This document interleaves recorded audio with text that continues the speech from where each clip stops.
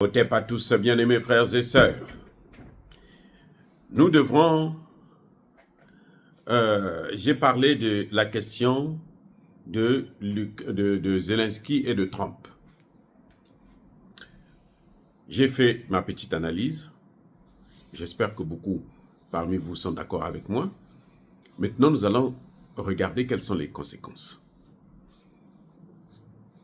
Eh bien, les conséquences de l'attitude de Zelensky vis-à-vis de Donald Trump et de son vice-président J.D. Vance sont plus graves que celles de Macron.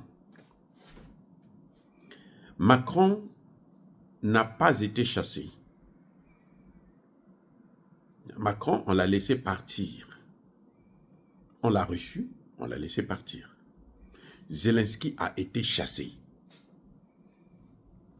Vous comprenez? Vous avez vu l'incident, comment ça s'est passé, non? Après, ils se sont levés.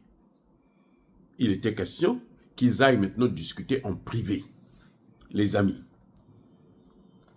Là, Donald Trump dit, j'en ai assez avec cet imbécile. Et il envoie donc son ministre des Affaires étrangères, le secrétaire d'État américain, Marco Rubio. C'est Marco Rubio qui est venu dire à Zelensky, qui s'attendait encore à une autre rencontre. Ils lui ont dit, dégage. Tu peux partir, on n'a plus besoin de te voir. Et on l'a chassé. Et personne ne l'a accompagné. C'est juste un travailleur comme ça, un travailleur qui est parti avec lui, qui l'a accompagné. Et Zelensky est sorti de là, mais alors, à peine s'il ne courait pas, on ne voulait pas le voir.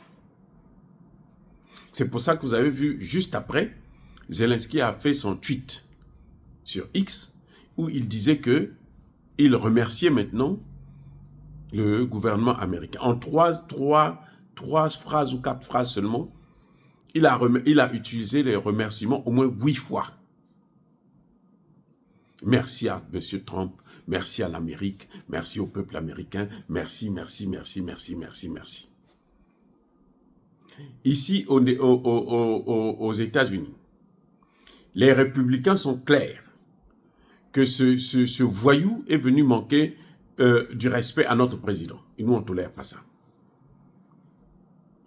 Les démocrates sont mitigés. Des gens comme Biden, ils sont contents.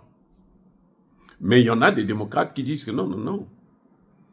Ça, personne n'a le droit de manquer du respect à notre président. Et la majorité des Américains soutiennent la thèse selon laquelle Zelensky a été trop impoli avec le président américain. Zelensky s'est permis de couper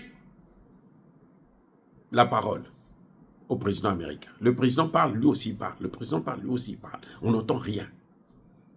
On ne peut plus comprendre quelque chose. Ça dit que c'était devenu un échange. Mais Zelensky n'est pas en Ukraine ici. Là où il peut faire son cinéma. Si c'est, il a bu quelque chose, ou c'est shooté, ou quelque chose de ce genre, ben, c'est pas à la Maison Blanche qu'il va le faire. On peut refuser de signer des accords. Parce que ces accords, tu trouves qu'elles sont léonins. Ou qu'ils sont plutôt léonins. Ça peut arriver. Mais pas de cette façon. Avec une impolitesse et en sortant des grossièretés, des choses qui n'ont ni tête ni queue, comme si les gens ne savaient pas l'histoire de l'Ukraine. Tout le monde connaît l'histoire de l'Ukraine. Il y a des sénateurs comme Lindsey Graham qui dit carrément que ce type-là ne peut plus être président de l'Ukraine. Ne soyez pas surpris qu'il y ait soit un attentat, un coup d'État, ou bien qu'il y ait une révolution de couleur qui va le faire partir du pouvoir. Parce que personne n'a accepté ça. Et ça, c'est bien fait pour lui. On fait, ça dit que on s'oppose quand on n'est pas redevable à quelqu'un. Tu es redevable. Tu ne peux pas faire la guerre si eux, ils ne te donnent pas les armes. Tu ne peux rien faire si eux, ils ne t'accompagnent pas. Tu fais que détruire ton pays et avoir plusieurs morts dans les mains. Parce que contrairement à la propagande qu'on fait sur RFI, France 24, LCI et autres, l'Ukraine a même déjà perdu la guerre. Aujourd'hui, même si les Américains décident de donner encore plus d'armes à l'Ukraine, ça ne va rien changer. Donc, les conséquences seront terribles. À moins que l'Ukraine lui-même, puisque Trump plutôt a dit qu'il ne reviendra ici que s'il a décidé de venir signer l'accord. S'il ne faisait pas pour signer l'accord, il ne mettra plus pied aux États-Unis. Et il n'aura plus, bien évidemment, l'aide américaine. Et s'il n'a pas l'aide des États-Unis, il n'aura pas l'aide de l'Europe. Ça veut dire que Zelensky a signé son arrêt de mort. Zelensky a sacrifié l'Ukraine. Aujourd'hui, Poutine peut frapper comme il veut en Ukraine. Ce ne sera pas le problème des Américains. Aucun Américain ne va venir le protéger.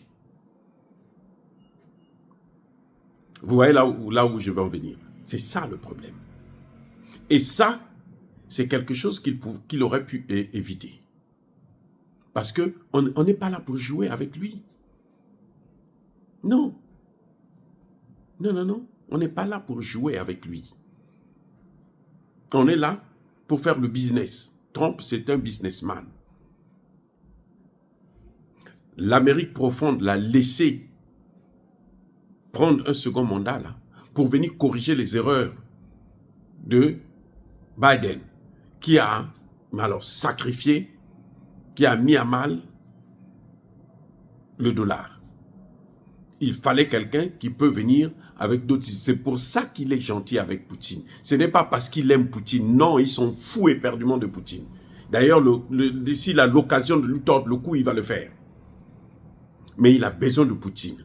Parce que c'est Poutine, c'est Xi Jinping, c'est l'Iran qui sont à la base de la dédollarisation. Ça, c'est le problème que nous avons. Et Zelensky vient faire son cinéma. Alors qu'on a mis beaucoup d'argent pour investir pour lui et il ne peut pas gagner la guerre. Il ne peut pas gagner cette guerre. Il peut résister, oui. Là, il est en train de changer la loi pour qu'on puisse prendre même des enfants de 18 ans au sein de l'armée. Ça va changer quoi? C'est les pauvres enfants qu'on va encore massacrer. L'Ukraine comptait plus de 45 millions d'habitants. Aujourd'hui, ils sont à presque moins de 30. Et alors, il gagne quoi dans ça? Il a perdu la guerre. Les territoires, là, il ne peut pas les récupérer. C'est fini. Il ne peut plus les récupérer. Donc, Zelensky, au final, c'est lui qui repart la tête entre les cuisses. Vous savez quoi? Quand Zelensky parlait, il y a des images qui sont là où l'ambassadrice de l'Ukraine aux États-Unis à Washington, elle a mis la main sur la face, elle se cachait. Parce qu'elle ne comprenait pas ce qui arrivait à son président. La pauvre s'est dit, mais il est devenu fou ou quoi? Qu'est-ce qui se passe? Son ambassadrice, que lui, il a nommée à Washington. La dame a travaillé, parce que pour effectuer un voyage comme ça, c'est que vous travaillez, les ambassadeurs, c'est leur rôle d'ailleurs. La dame a travaillé dur pour que Poutine puisse être, Zelensky puisse être reçu à la Maison Blanche. Et puis il vient, c'est pour tout gâcher. Elle, même à la Maison Blanche, c'est pas sûr qu'on la reçoive encore. Donc elle travaille dans un pays qui ne veut pas la voir. Elle est là juste, parce que c'est la diplomatie, c'est tout. Mais sinon, on n'a pas besoin de la voir. C'est pas possible. Voilà ce que Zelensky a causé. Des dégâts seulement. C'est-à-dire qu'il est venu foutre des dégâts. Il fait des dégâts là-bas, son pays est par terre, détruit, la population est réduite, l'économie est inexistante, et il vient, ceux qui peuvent l'aider. Je comprends que tu ne veux pas ces accords. OK. Mais il y a d'autres façons, d'autres moyens de parler de ces choses-là. Ce n'est pas un vulgaire bandit, machin. Même nous, en tant que simple, comment on appelle, speaker, hein, communicant, on n'aurait pas besoin de telle attitude devant un président américain. Non, ça n'a aucun sens, c'est ridicule. Tu ne gagnes rien. Ça ne va pas te lever. Ils pensent que bon, les gens vont dire qu'il a eu le courage d'affronter Trump. Non, personne ne va dire ça. Personne ne dira ça. Parce qu'il est ridicule, c'est tout. Voilà le problème. Les amis, soyez bénis, abondamment bénis par le Dieu des Kémites et par nos ancêtres évangélisés.